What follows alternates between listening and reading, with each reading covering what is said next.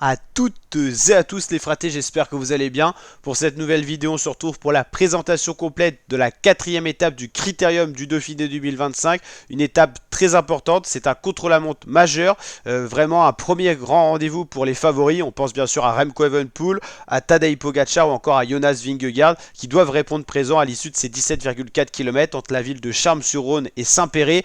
Un pointage intermédiaire qui nous permettra déjà de contrôler les performances des favoris pour la victoire d'étape, mais également des favoris pour la victoire finale au classement général. 17,4 km, c'est pas forcément long comme contre-la-montre, mais il y a de quoi quand même faire des écarts. On peut imaginer 3 minutes d'écart entre le premier et le dernier de cette étape, voire plus en cas de défaillance ou de chute ou de soucis mécaniques. En tout cas, entre les principaux favoris, on devrait plutôt tourner autour de 30-45 secondes d'écart. Voilà, par exemple, si on compare à un coureur au classement général, bon contre-la-montre comme Evenepoel et un coureur au général moins bon contre-la-montre, on peut penser à Guillaume Martin, on peut retrouver 45-50 secondes d'écart entre ce type de coureur, voire plus en cas de défaillance ou de phénomène marquant, route glissante ou des choses comme ça, ou du vent. Au niveau de l'itinéraire, on va y arriver, horaire. Le premier coureur s'élancera à 14h15, le dernier à 16h49 et la fin de la course est estimée à 17h à peu près. Donc voilà, dans ces eaux-là. Un classement général qui est totalement revisité. Je vous incite à aller voir le résumé complet de l'étape 3 qui est disponible sur ma chaîne YouTube. C'est Ivan Romeo qui s'est imposé sur cette étape et qui a pris le maillot jaune. Ivan Romeo, l'espagnol de 21 ans, est plutôt bon contre la montre. Donc est-ce qu'il sera survolté pour essayer de garder ce maillot jaune? C'est possible. Louis Barret a quand même moins de références au contre la montre, mais on n'a pas trop de références non plus. Donc on verra ce que c'est capable de donner. Terrada, c'est pas un as du contre la montre. Lipovic, il peut limiter la casse. Van Der Poel, Dunbar, Brio-Roland, c'est plutôt des coureurs d'échappée qui ont pris un peu de temps vis-à-vis de cette échappée qui est allée au bout lors de l'étape 3, les Knösund. Pogacar, là, c'est un vrai coureur référence au contre-la-montre, mais reprendre 1 minute 6 à Ivan Romeo, c'est pas dit, hein, parce que Ivan Romeo roule très bien, donc ça sera déjà un très beau test. Fouad-Wright, Jonas Vingegaard, Remco Evenepoel. Ça sera un premier test.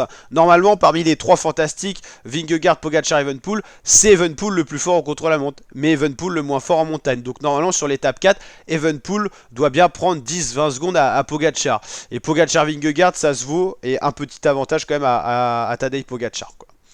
Donc voilà, ça va être un premier test. Déjà la première question, c'est est-ce que Ivan Romeo va garder son maillot jaune vis-à-vis des 8 coureurs derrière lui, enfin des 7 coureurs derrière lui, indépendamment de Pogacar, normalement c'est le plus fort. Après Pogacar, on sait qu'il peut marquer un grand coup et prendre 1 minute, mais je vois bien quand même Ivan Romeo garder son maillot jaune. Il est bon contre la montre, il a 1 minute d'avance sur Pogacar et les coureurs derrière lui sont censés être moins forts. Louis Barret, Harold Terrada sont moins forts au contre la montre.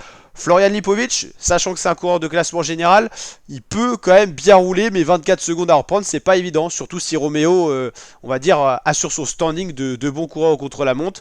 Les Knösund, ça roule, mais c'est pas non plus fantastique. Non, voilà, à part Pogacar, je vois pas de gros danger pour Ivan Romeo. Pogacar, Vingegaard, Evenepoel sont encore bien resserrés au niveau du général. Ils vont forcément faire un rapproché dans ce classement général au vu de ce classement actuel. Il y a déjà des coureurs qui ont perdu pas mal de temps quand même, hein.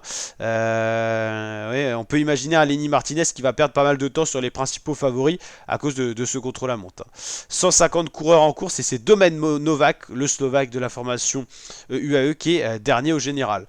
Maillot vert, ça devrait pas changer à l'issue de l'étape. Le maillot de grimpeur ne bougera pas. Le maillot de meilleur jeune pourra bien bouger vis-à-vis de ce classement-là. Evenepoel est le plus gros danger, bien sûr, hein.